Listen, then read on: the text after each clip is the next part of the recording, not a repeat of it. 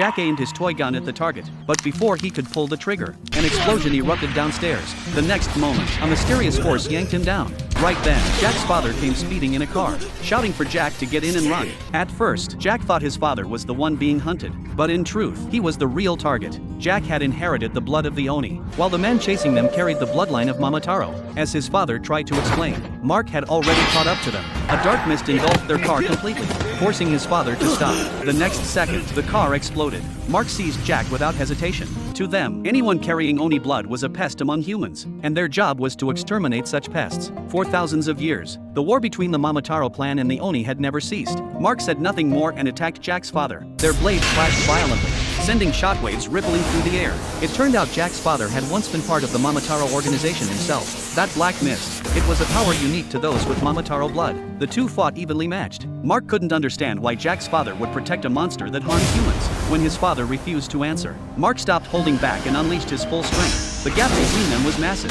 Since the father left the organization, Mark had survived countless life and death battles, growing far stronger. Even as he lay dying, Jack's father refused to let go, because Jack was his son. Blood or not, Jack had never done anything evil. His father begged Mark to spare him, but Mark would never forgive an Oni. Seeing the father still wouldn't let go, Mark raised his blade to kill him. At that very moment, Jack's body began to change. The Oni blood within him awakened, and he started to lose control. The Oni bloodline could manipulate blood itself in combat. Heavy weapons formed around Jack, all controlled by his own blood. He carried the blood of the Flame Oni, allowing him to forge firearms from blood itself. As the bullets flew, Mark was completely overwhelmed.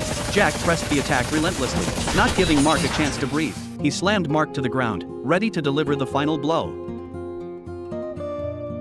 But even after taking such a hit, Mark somehow stood back up. Jack let out a feral roar toward the sky, and then collapsed. When he came to, the Oni traits on his body began to fade, and his sanity slowly returned. Only his hands and head still bore traces of the Oni. Seeing this as the perfect chance to kill Jack, Mark charged forward, but at the last second, Jack's father threw himself in the way and took the strike for him. Mark couldn't understand. Jack had already awakened the Oni bloodline. Why would his father still protect him? But to the father, Jack would always be his son.